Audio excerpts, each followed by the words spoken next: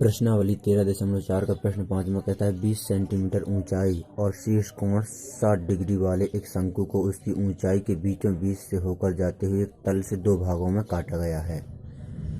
तो यहाँ पर आप चित्र में देख सकते हैं कि एक 20 सेंटीमीटर ऊंचाई, तो यहाँ पर 20 सेंटीमीटर ऊंचाई है और इसको शीर्ष कोण 60, यहाँ पर शीर्ष कोण 60 वाले एक शंकु के उसकी ऊंचाई के बीचों बीच से, तो यहाँ पर बीचों बीच से काट दिया गया है।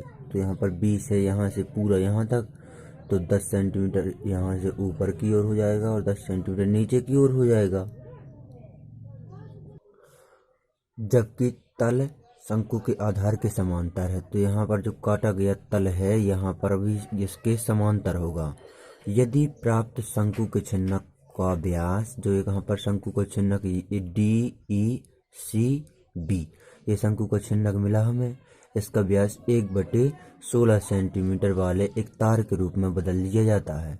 तो तार की लंबाई ज्ञात की है, तो व्यास है 1/16, तो इसका आधा कर देंगे यानी कि नीचे 2 का गुणा हो जाएगा, तो 1/32 हो जाएगी त्रिज्या।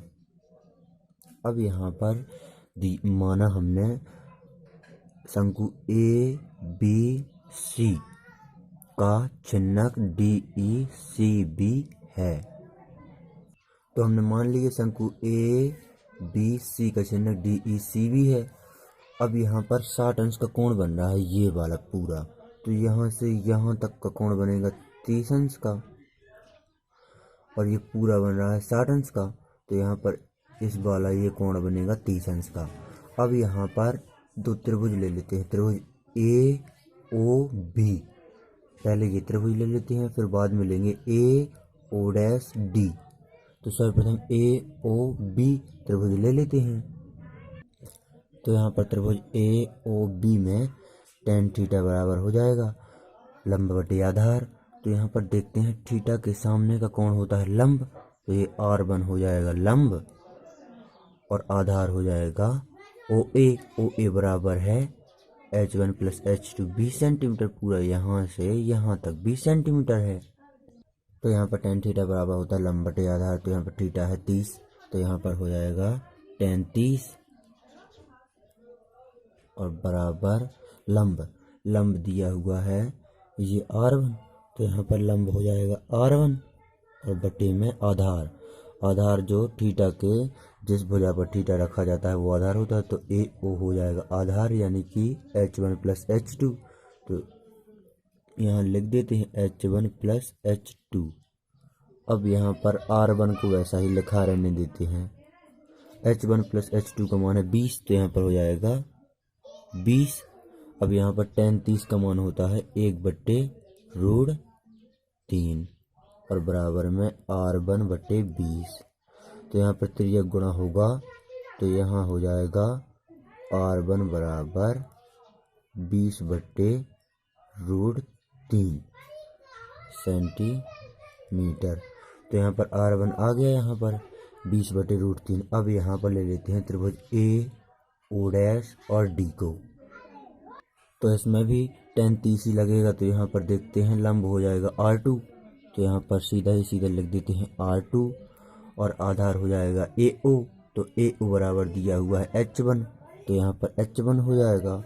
अब यहाँ पर R2 को वैसा ही लिखा रहने देते हैं, H1 का मान है 10 सेंटीमीटर, तो यहाँ पर 10। अब यहाँ पर tan 30 का मान होता है 1/√3, तो यहाँ पर 1/√3 tan 30 का मान लिख दिया, बराबर में R2/10 है। अब यहाँ पर त्रिज्या गुणा कर देते हैं, तो यहाँ हो जाएगा R2 बराबर ये 10 पहुँच जाएगा ऊपर, तो 10/√3 सेंटीमीटर। तो यहाँ पर चित्र में अब मान रख देते हैं R1 और R2 के, तो R1 बराबर 20/√3 है, तो यहाँ पर लिख देते हैं 20/√3 सेंटीमीटर और R2 बराबर है 10/√3 सेंटीमीटर। अब यहाँ पर शंकु को छिन्नक का आयतन निकाल लेते हैं, तो शंकु को छिन्नक है DECB, तो यहाँ पर छिन्नक DECB का आयतन का फॉर्मूला वही होता है 1/3 पाई H R1 का वर्ग प्लस R2 का वर्ग प्लस R1 इंटू R2, इस प्रकार का फॉर्मूला होता है। लेकिन यहाँ पर H, यहाँ पर शंकु का चिन्हक है DECB, तो यहाँ से यहाँ तक की ऊंचाई है H2, तो यहाँ पर हो जाएगा H2 1/3 पाई H2 R1 का वर्ग प्लस R2 का वर्ग प्लस R1 इंटू R2। अब यहाँ पर सभी के मान रख देते हैं, तो 1/3 को वैसा ही लिखा रहने देते हैं। पाई का मान होता है 22/7, H2 का मान है यहाँ पर 10 सेंटीमीटर, तो यहाँ पर 10। अब यहाँ पर अंदर देखते हैं, तो R1 बराबर है 20/√3, यहाँ पर हमने निकाला था 20/√3, तो यहाँ पर हो जाएगा 20/√3 का वर्ग। ये प्लस का चिन्ह लगाया। R2 का मान है 10/√3, तो यहाँ हो जाएगा 10/√3 का वर्ग, और ये प्लस का चिन्ह लगाया। अब R1 और R2 के मानों को गुणा करना है, तो यहाँ पर R1 20/√3 गुणे R2 का मान है 10/√3। अब ये ब्रैकेट बंद कर देते हैं। अब यहाँ पर आगे सॉल्व कर लेते हैं इसे। तो यहाँ पर 1/3 22/7 और इंटू में 10 वैसे ही लिखा रहेंगे। यहाँ पर ऊपर 20 का वर्ग होता है 400 और नीचे √3 का वर्ग हो जाएगा। √3 में से 3 आ जाएगा बाहर, √3 का गुणा √3 में होगा तो 3 आ जाएगा। अब ये प्लस का चिन्ह लगाते हैं, 10 का वर्ग हो जाएगा 100 और √3 का √3 में गुणा होगा तो हो जाएंगे 3। अब ये प्लस का चिन्ह लगाते हैं, 20 धाम होता है 200 और √3 का गुणा √3 में तो हो जाएंगे 3। अब यहाँ पर 1/3 22/7 और इंटू 10 में ये वैसा ही लिखा रहने देते हैं। अब यहाँ पर अंदर देखेंगे कि तो सभी का एलसीएम 3 ही आ रहा है, तो यहाँ पर नीचे 3 लिख देते हैं। जब हर समान हो तो ऊपर का जोड़ देते हैं, तो 400 100 500 और 200 700 हो जाएंगे। ये 700/3 इंटू में। अब यहाँ पर इस 7 का 700 में भाग दे देते हैं, तो 7 एकम 7, तो आ जाएंगे यहाँ पर 100। अब यहाँ पर ऊपर 22 गुणे 10 गुणे 100 का गुणा कर देंगे, तो यहाँ आ जाएगा 22 और 1 0 ये और 2 0 ये, तो यहाँ आ जाएगा 22,000 और बटे में 3 तिरका 9, तो यह आ गया छिन्नक का आयतन 22,000/9 सेंटीमीटर क्यूब। अब यहाँ पर प्रश्न को एक बार और देख लेते हैं। तो यहाँ पर प्रश्न कहता है कि यदि प्राप्त शंकु के छिन्नक को व्यास 1/16 सेंटीमीटर वाले एक तार के रूप में बदल दिया जाए तो तार की लंबाई ज्ञात कीजिए। तो अब यहाँ पर प्रश्न अनुसार तार के आयतन की तुलना छिन्नक के आयतन से कर देते हैं। तो हमने तार की लंबाई मान ली L है, तो तार होता है किसकी तरह, बेलन की तरह, तो तार का आयतन हो जाएगा बेलन का आयतन। तो बेलन के आयतन का फॉर्मूला होता है πr² इंटू h, लेकिन तार की लंबाई हमने मानी है L, तो यहाँ पर πr² इंटू L हो जाएगा। अब यहाँ पर छिन्नक के आयतन की तुलना कर देते हैं यहाँ पर तार के आयतन से, तो इस तरफ लिख देते हैं 22,000/9 और बराबर में यहाँ पर इसका मान रख दिए हैं, तो पाई का मान होता है 22/7 और इंटू में r² है। चूँकि यहाँ पर प्रश्न में व्यास दिया हुआ उस तार का 1/16, तो व्यास दिया हुआ 1/16 और जो त्रिज्या होती है वो व्यास की आधी होती है, तो इसका आधा कर देते हैं 1/16 का आधा, तो 1/2 होगा आधा, तो यहाँ हो जाएगा 1/32, त्रिज्या हो जाएगी 1/32 r बराबर, तो वहाँ पर है r², तो वहाँ पर 1/32 मान रख देते हैं, तो यहाँ पर r² है तो 1/32 का वर्ग हो जाएगा और इंटू में ये L वैसा ही रहेगा।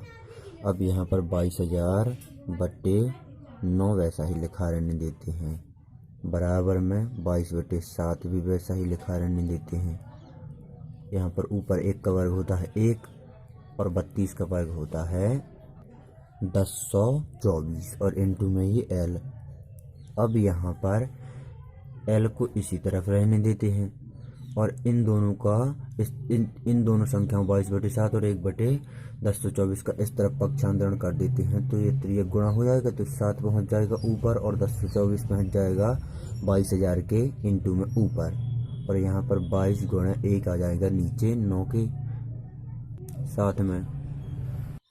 तो यहाँ पर 22,000 गुणे 7 गुणे 1024 हो गया, और नीचे आ जाएंगे 22 गुणे 9।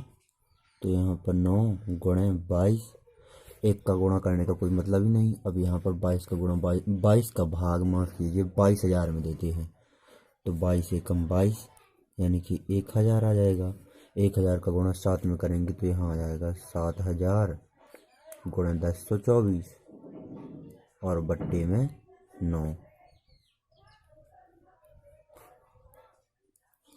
चूँकि यहाँ पर 22 से कम 22 तो यहाँ बचेगा 1,000। 22,000 का 1,000 बचा, 1,000 का गुणा 7 में किया तो 7,000, और 7,000 गुणे 1024 और बटे में ये 9। अब यहाँ पर 7,000 गुणे 1024, माफ़ कीजिए यहाँ पर सर्वप्रथम यहाँ पर ये पूरा सेंटीमीटर क्यूब में है, तो इसे मीटर में बदलने के लिए 10,000 का भाग दे देंगे, तो यहाँ पर इंटू में हो जाएगा 10,000। अब यहाँ पर 7,000 गुणे 1024 का इन दोनों का गुणा कर देते हैं, तो यहाँ पर 7,000 का गुणा 1024 में करेंगे तो यहाँ आ जाएगा 71,68,000, और बटे में ये 9 गुणे 10,000 पहले से ही हैं।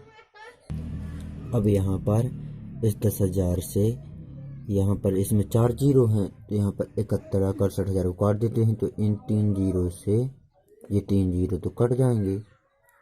अब यहाँ बचा 7168